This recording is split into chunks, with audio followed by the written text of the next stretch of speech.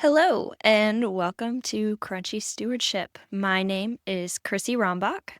And my name is Katie Jones, and we are two cousins who are very passionate about learning and sharing the knowledge we have to equip others to steward their spiritual, mental, emotional, financial, and physical health in order to honor God in every aspect of their life.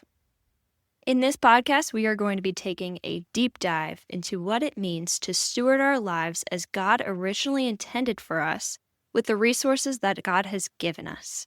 We are going to look at topics like food, medicine, finances, mental health, and a lot more things through a natural lens with a biblical foundation.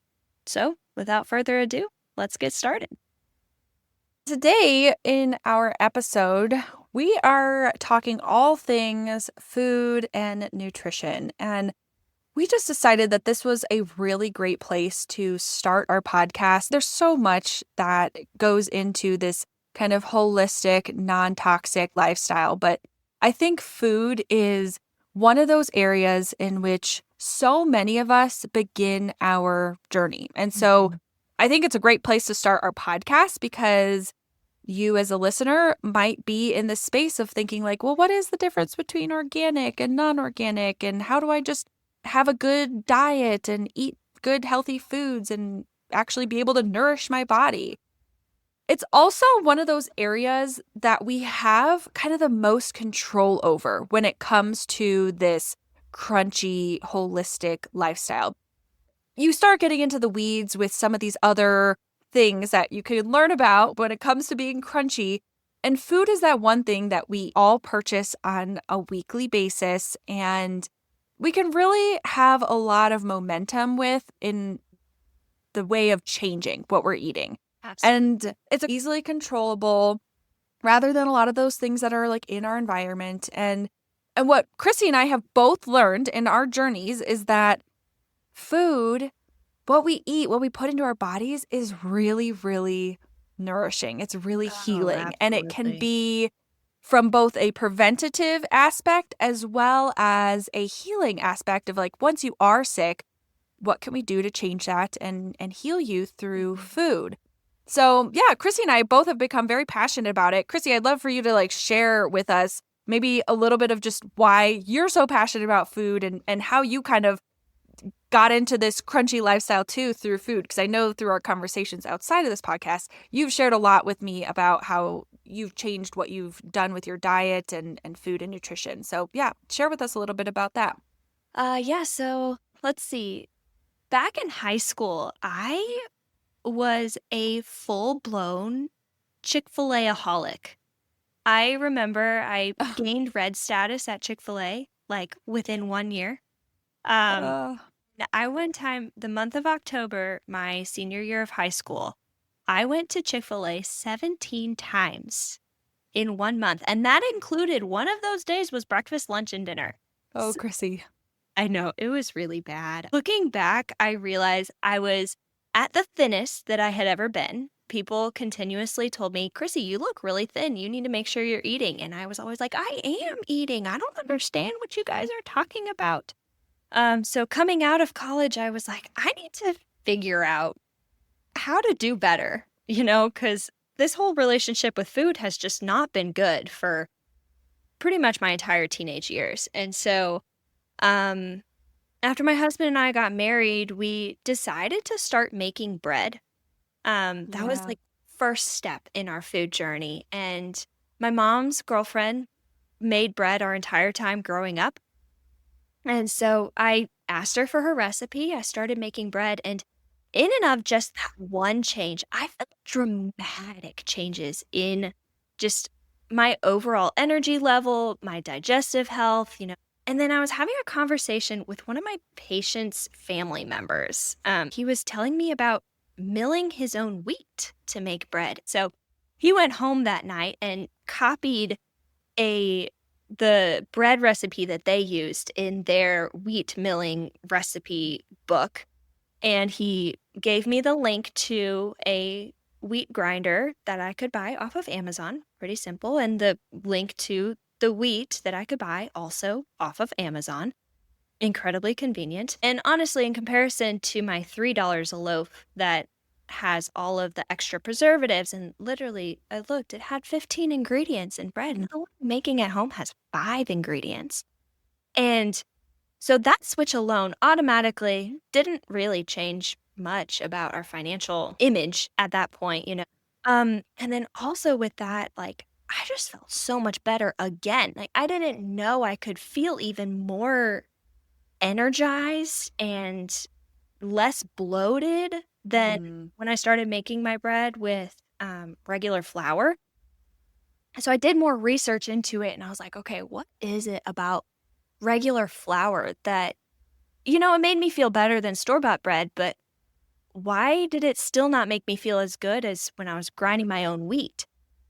And so I went into a research rabbit hole of flour in the grocery store, and I found out that when manufacturers mill their flour to put it on the shelves of grocery stores, there's different parts of the wheat. Berry is what it's called. There's the Mhm. germ and the bran. The bran is like the outer coating and kind of like the quote unquote meat or filler of the berry. And it's the white fluffy stuff that we see once it's all ground. Yeah. The germ is the piece that holds all the nutrients. So it has the iron, it has Oh. the fiber, it has all the really, really good stuff for you. But the issue is the germ doesn't have any shelf life nearly at all. So once the wheat berry has been ground up, that germ only has a shelf life of about 3 days. Oh, And interesting. that's not beneficial if you're going to be selling these things at a grocery store, like you need it to be able to sit on the shelf for a few days. Days to even get to a grocery store to be Exactly. purchased. 3 days to the grocery store, sits on the shelf for maybe a week before someone buys it, sits in somebody's pantry for Who who knows knows how how long? long. Like I think before I started making bread, my flour was years old. And Totally. did I still use it? Absolutely. Yep. Um, but so back into the 50s, actually, they separated out the germ from the bran. And they Mm. started milling the flour and just giving people the bran, which is nothing but Yeah. filler. It has no nutrients in it at all whatsoever, except for like carbohydrates. And the country started having actually quite a few vitamin deficiencies from that. They Yeah, I didn't can change their imagine. diet at all, but the flour changed. And so the United States government decided, well, that can't be good. So let's enrich this flour that we have and add back some of those vitamins. So they add back vitamin D, they add back iron. And that's how you get these iron fortified cereals and enriched flour. But the true enrichment has been lost because they took out all of those natural vitamins and minerals and they put back in synthetic versions of them that our Oh, bodies yeah. can't absorb as well, anyways. Um, and so, yay, it gave the flour a shelf life, but the At what American, cost? exactly, the American population just lost so much nutrients Mm. in that process. And now I think we've been a little bit kind of led astray of thinking, oh, this flour has been enriched. It must be good for me. More vitamins and minerals. But the true reality is like, no, those are synthetic vitamins and minerals that have been Mhm. added back to it after they took out the original ones. So, Yeah. yeah, that was kind of the beginning of our journey in going down, like changing our food little bit by little bit. And let me tell you, every single change I make just makes me feel so much better. And after making quite a few changes, I'm more able to handle those unhealthy foods that I put in my body. Like my gut has more fortifications against it.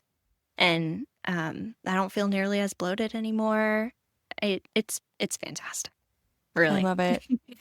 The one thing that I have really been learning is that, yeah, food, it is medicine. Food is medicine. And especially if we get back to the way that God designed food, right? Right. Get back to the basics, how God put it on this earth. Like instead of taking something like wheat and putting it through this processing and then turning it into something that is no longer food. What we're really eating is just chemicals, like you said, just lots of synthetic, man-made stuff. Yes. And really when we take a look at chronic diseases and just illnesses and even our immune systems in general, we all wonder why everybody's getting so sick, and it's because we're not nourishing our bodies with the right types of food. We're not really even actually putting real food into our bodies. The one thing that I've been learning about this process is getting back to, like, again, how God designed it. Eating whole foods, not packaged stuff, not processed things. And so it's interesting. Part of my journey has been that growing up, I think my parents did a pretty decent job kind of teaching us some of the basics about food and nutrition. My dad, I still look back and laugh at it, but he used to call things like granola bars or fruit snacks that you'd get in the grocery store for kids. You know, they're all like designed for children. He used to call them candy. And that infuriated me when I was a child. Like, I was so upset that he would call the snacks that I loved candy, because I'm like, no, Dad, this is not a Snickers bar that I'm eating. I'm eating this granola bar and it is healthy. But now, like, going back and looking at it as an adult, like through this lens now, and seeing the ingredients in like a Chewy granola bar, the brand Chewy, and I'm like, Ooh, oh my goodness, this is literally candy. Like, he was right. Oh my gosh. absolutely. My dad's going to love hearing this. He's going to be like, I told you so. I am thankful for that foundation that, okay, I may not have followed it. And of course, my parents like let us have some stuff, but we just never really had things like the colorful sugary cereals that often. Like, it was a major treat to have something like Lucky Charms, or it was going to Grandma and Grandpa's house, and Grandma always had Lucky Charms for us. And that was one of the main reasons why Jenny, my sister, and I wanted to go to Grandma and Grandpa's house, because we knew we'd get Lucky Charms. It was like a fight for them. They were so great. And that's what Grandma and Grandpa's are for, right? But yeah, we just never had those in our house. We never had things like pop in our house, like unless it was like we were having some party and it was some special occasion, but that just never existed. And we rarely got it at like when we went out for dinner and stuff. It was usually just water, occasionally like a lemonade, which is still pretty sugary, but never like, we had Sprite every now and then, but it was such a special occasion. And I'm really thankful for that mentality, because now as an adult, it's really easy for me to say no to a lot of that stuff, because growing up, we just never really had it around a lot. But now, getting further into this journey myself, I question things like, well, what's the deal with organic foods? Why are those better than non-organic foods? Why do people buy ketchup that is different than the Heinz ketchup in the grocery store? Like, what is the purpose of that? And so I've been asking these questions. And as you've explained to us, like, when it comes down to it, the ingredients really matter in what we're eating, and whether or not it's something man-made and processed and synthetic, or whether it is just very basic. Like, ketchup really doesn't need to be a lot of ingredients. It really just needs to be like tomatoes. And so when you go and look at the ingredients on ketchup and you see like sugar, like so many things include sugar, and we don't need sugar really at all for anything, because when we're filling our body with the nutrients, we get energy from, the protein and the carbohydrates that we're eating. So that's been like my main thing, is like really switching from buying the packaged snacks, like even if they're like the generally healthier ones, not getting the chewy granola bars, but maybe I'm getting the like Nature Valley or something. And like, they seem a little bit healthier, but then same thing, like you go and read those labels and it's still a lot of sugar and corn syrup and all these other like terrible things that you're like, oh my gosh, like why do they put all this in here? So the way that I've kind of started changing things is the way when we go to the grocery stores, we actually shop the outer perimeters of the grocery store versus more that like interior. Because you think about all the shelves inside the middle of the grocery store are usually things like cereal, crackers, cookies, packaged things, canned goods. And when we look at just the outside, that's where we get like the whole, like more ingredient pieces of a meal, where you get like your fruits and veggies and even your milks and your meats. It's all on the outside. And so we try as little as possible to get the stuff of the middle of the grocery store. It's really hard. It's really hard changing that mentality. Yeah. Um, because I mean, we've kind of enjoyed cooking, for the most part, but at the same time, we've used a lot of like cheats, right? Like the actually like the made versions of our foods, but then you kind of still do a little bit of the cooking where you're putting it all together. And Mhm. what I've realized is like, oh yeah, like we can make our own tortillas, for example, or, Right. bread. Like bread was also for us like a really great way that we were introduced to this was like I just wanted to try making sourdough and I really enjoyed that. Mhm. But Are you yeah, still on your sourdough kick? I'm not as much on sourdough at this point. I've kind of let that go. I would like to get back to that. And so stay tuned. I'm sure I will go back. I've been making a lot of bread in general. I really like making bread, but now I'm trying to figure out how to make bread without all the sugar because I still feel like a lot of the recipes I have sugar. Max and I have we've substituted honey instead of sugar in most recipes, and And it you know works out. it does absolutely. And the beauty about honey, especially if you buy a really high quality local honey, is Mm, it also has like a lot of allergen protectors in it. I don't know yeah, exactly like how to say it the totally. correct way. But yeah, it kind of gives your body little micro doses of allergens that are around in your area Yeah. so that when allergy season comes, your body already knows what these allergens are like and already knows how to fight them off well. And so it doesn't overreact and give you all of those allergies that you usually get in allergy season in spring and fall. And so, It's so um, great. merely just incorporating, our bread has what, 2 tablespoons of honey in it, and I have no allergies. And when we first moved here to North Carolina, I did have You had allergies. them. Mhm. My body didn't know what North Carolina pollen was like.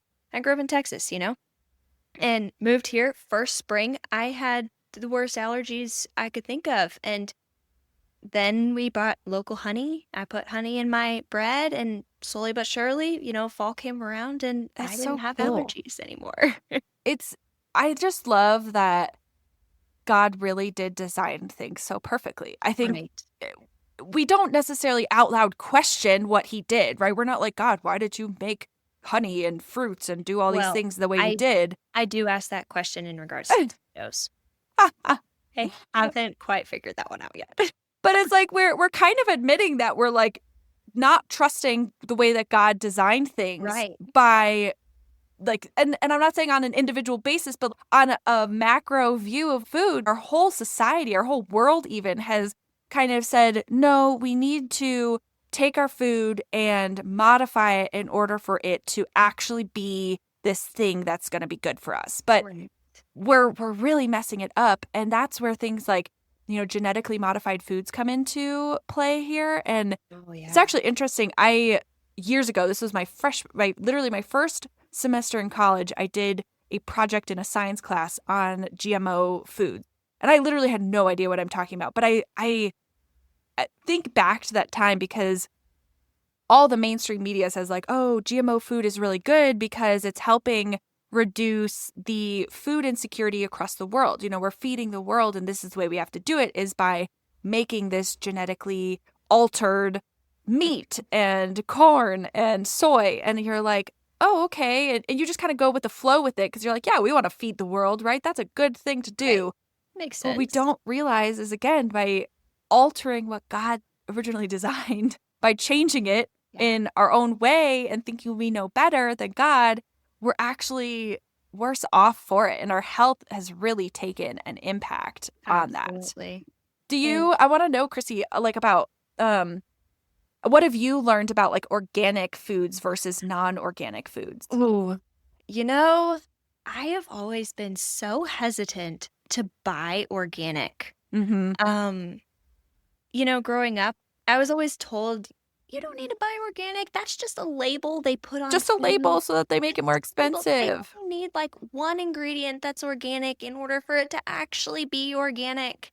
And, there was even documentaries that I've watched that are like, well, this is the organic field and this is the non-organic field, and they're right next to each other. And the runoff from the Mm. non-organic field with the pesticides goes into the organic field. And so technically there's no pesticides there, but it's still getting the runoff from the non-organic field. And so for a very, very long time, I really thought that organic was just a label. I Like a hoax disregarded or it. something. And I was like, well, you can wash your vegetables, wash the pesticides off.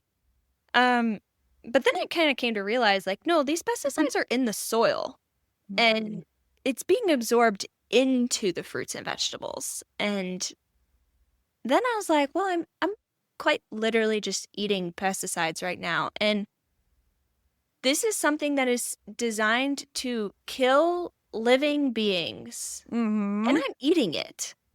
And so I was like, that just can't be good for me. And the cost of organic food really was a hard one for me. As many times as I tried to buy organic, I'd go to my normal grocery store and I'd see regular apples, dollar 50, organic apples, $3 a pound. And I Yeah. just couldn't get myself to spend 200% the price, you Now, know? are you still doing that now with organic foods? Are you still avoiding them for the cost benefit? Last week was officially the first week that I dropped my old grocery store and I switched to a grocery store that has more organic options.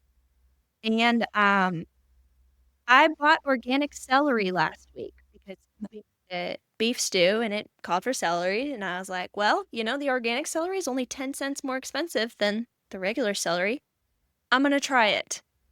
We'll see how it is. And I put some of the organic celery in my lunch to take to work with me. And it was so good Mhm. and so, pun intended, crunchy.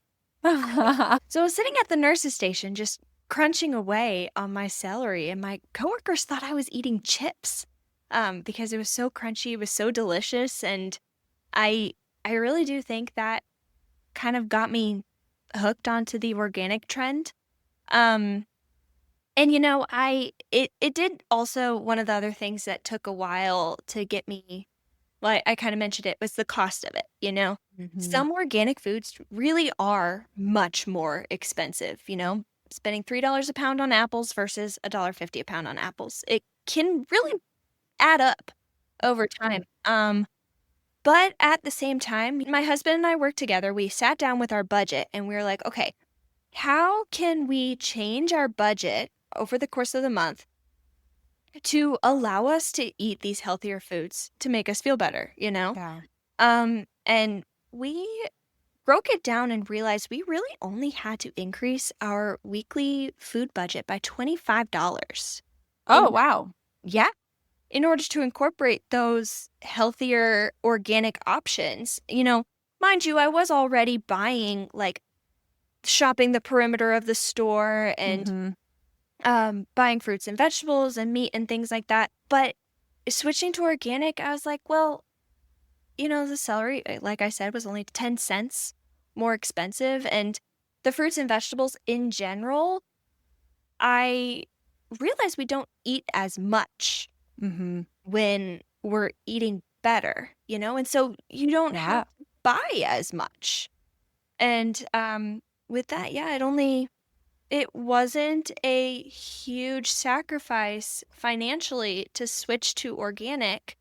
Um, and I'm able to kind of plan my meals according to each other.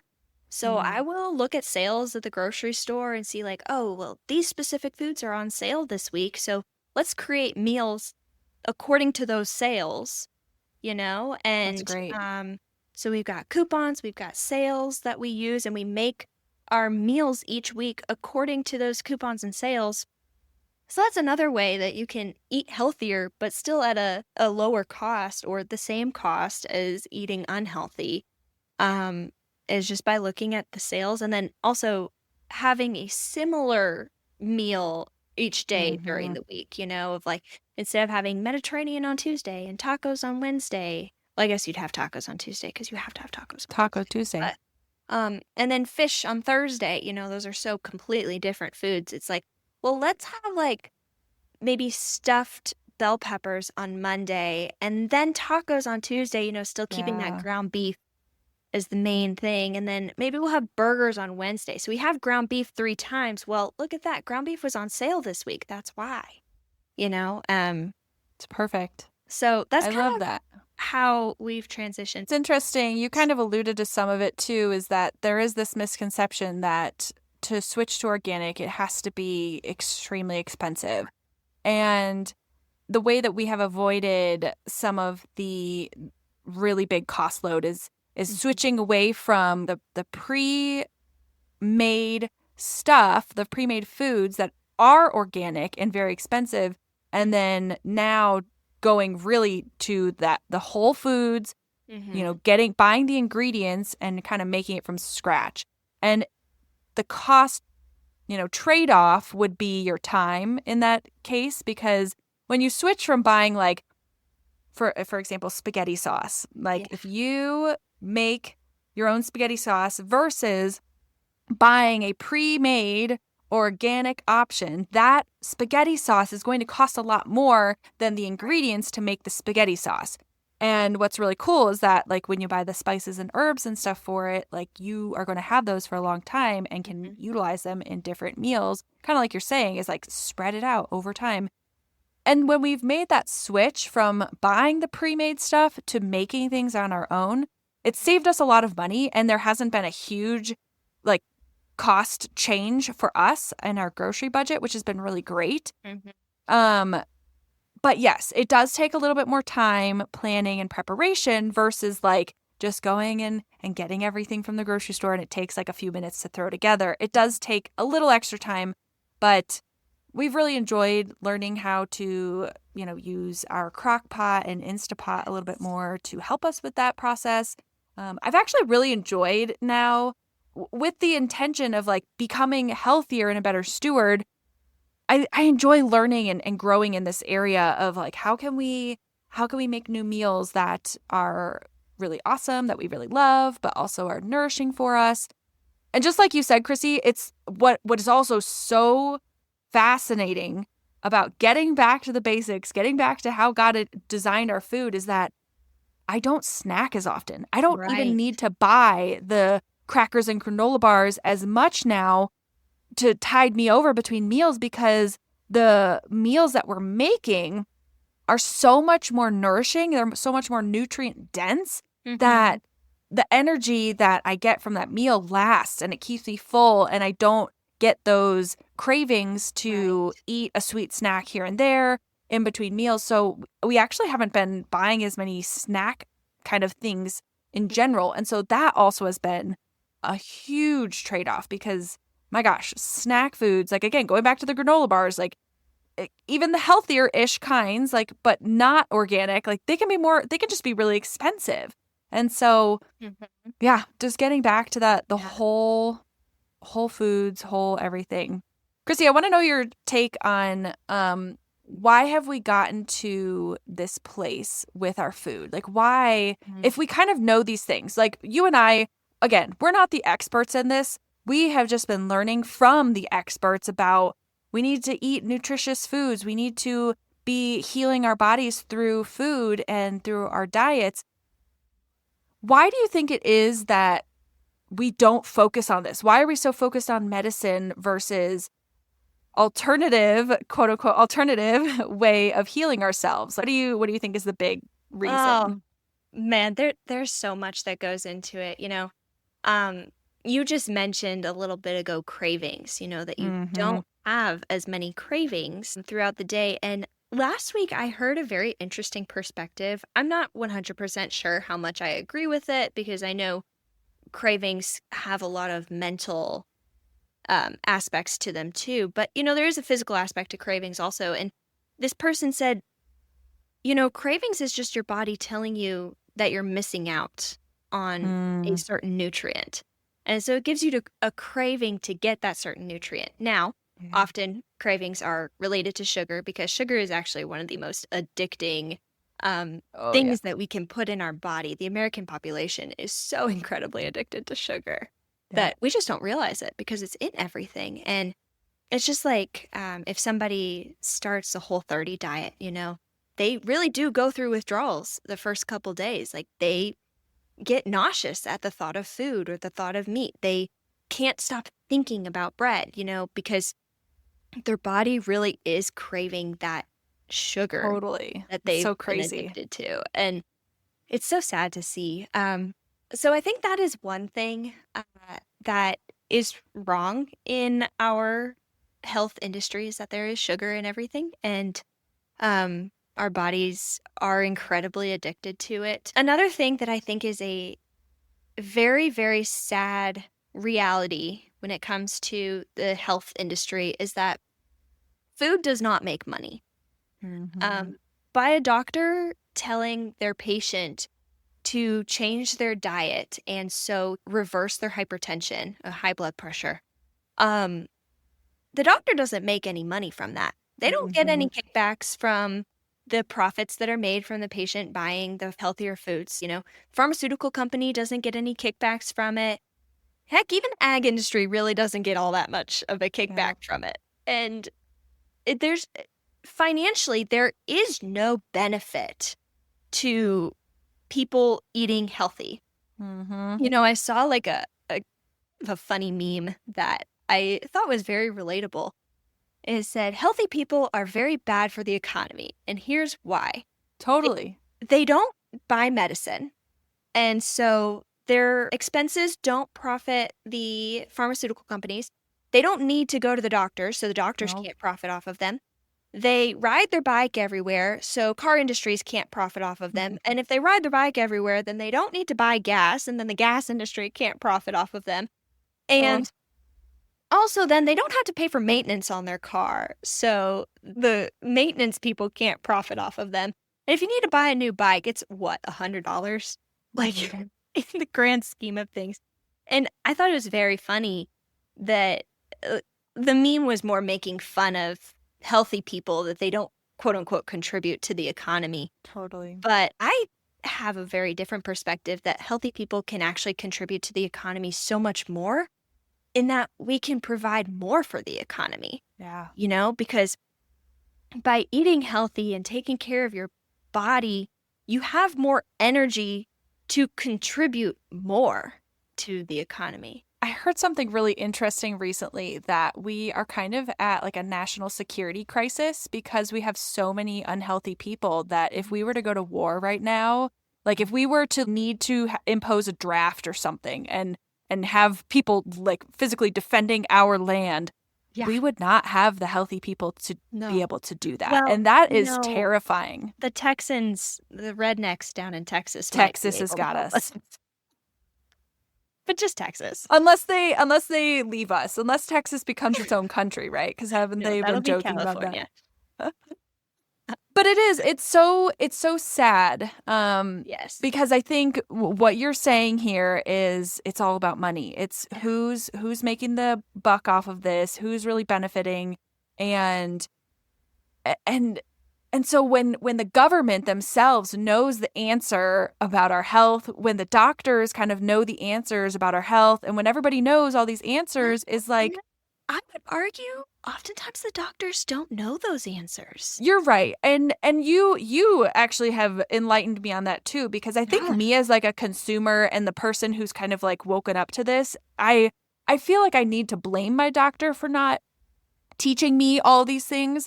But what you've shown me and what Oh, other no. nurses and doctors have been saying is like, no, we just never were educated about this. And so you have to think about who is, again, benefiting. Why are we not being taught this? It's so Mhm. sad. Yeah, in nursing school, the only thing I remember learning about nutrition was that a high protein diet heals wounds. Interesting. That's all I got. And talking with doctors, I've heard like, how long do you guys spend on your nutrition courses? And they're like, oh, maybe an afternoon, maybe a day, and then it's like, well, how long do you spend learning about pharmaceuticals? And they said, oh, years.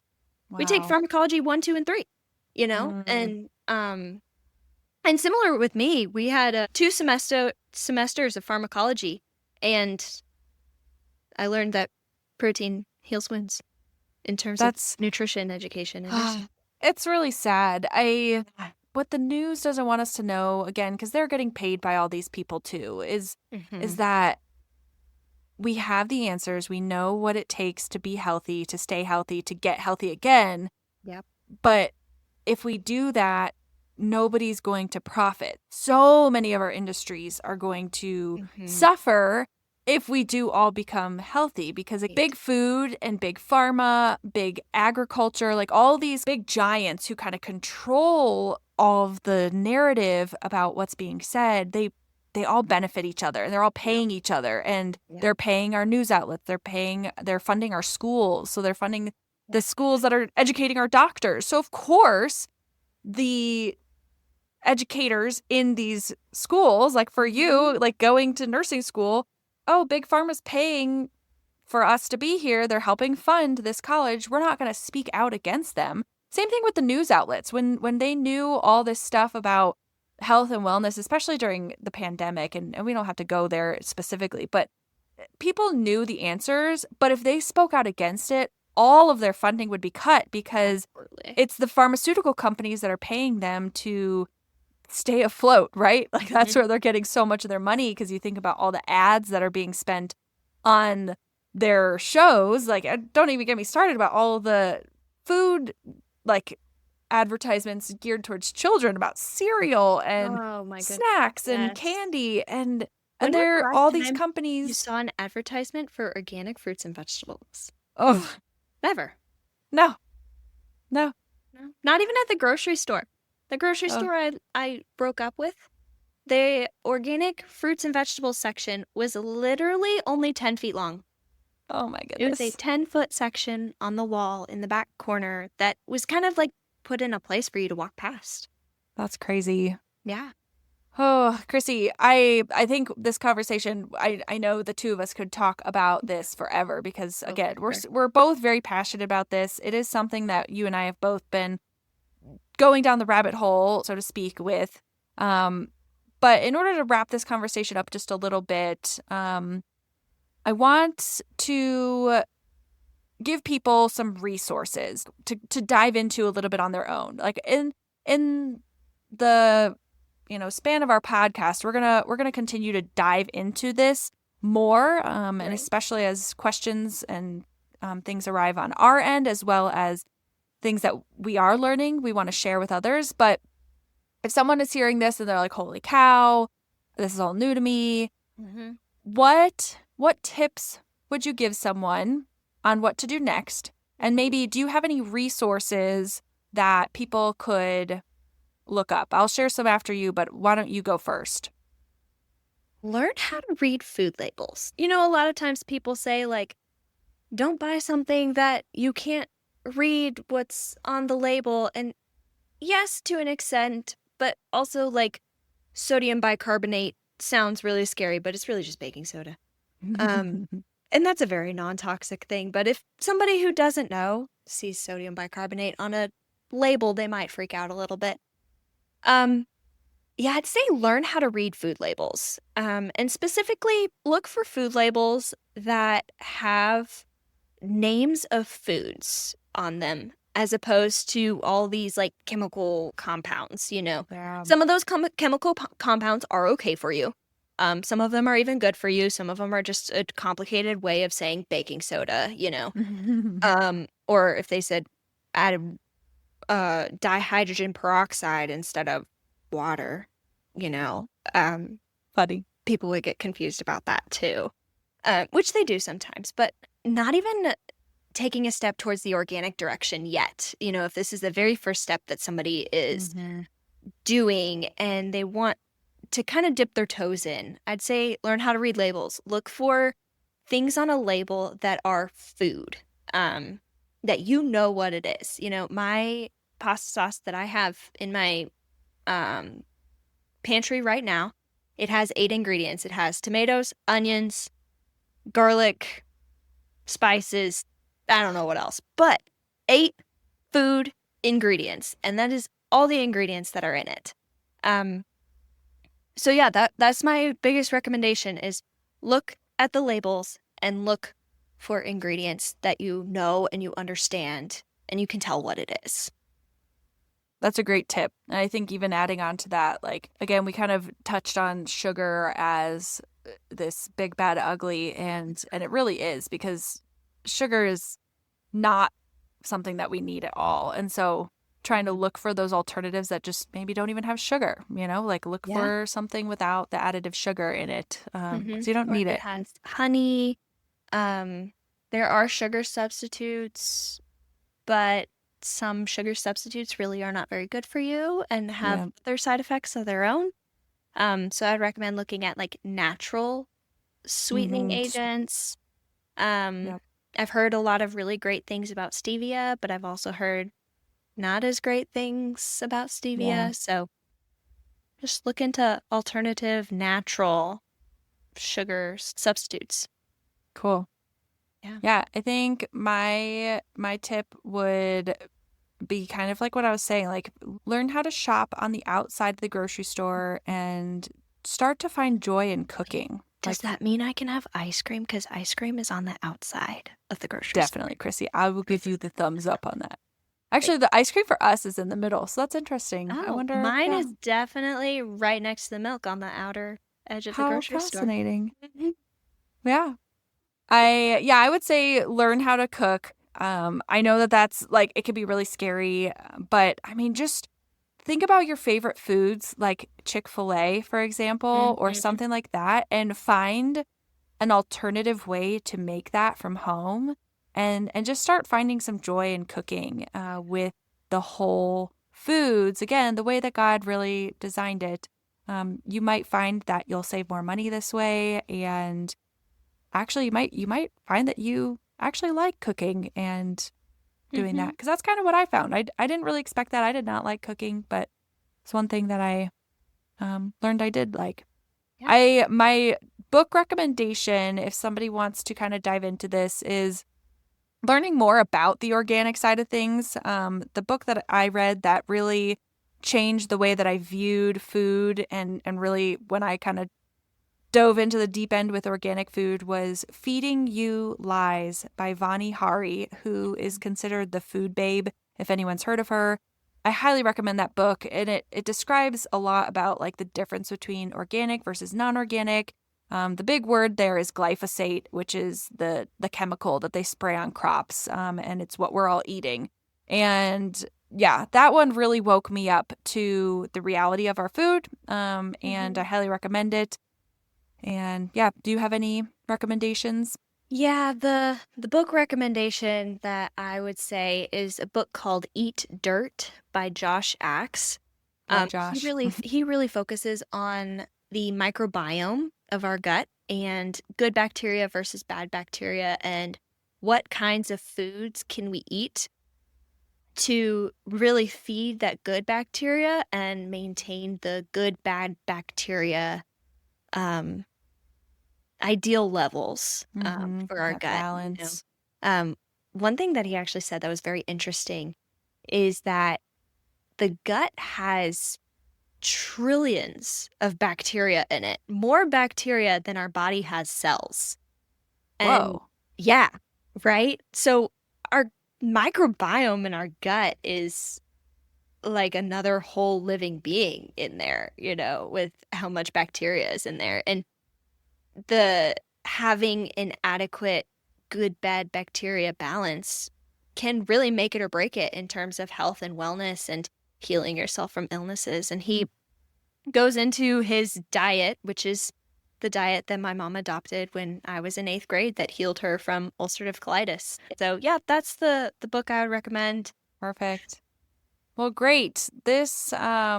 I think this has been a really great conversation. I hope that it helps others to start that journey into food and nutrition. And we've started a Facebook group to continue this conversation, because this just touches on the surface level. Our Facebook group is called Crunchy Christian Mamas on a Budget. So come and join us over there to continue the conversation and say hi.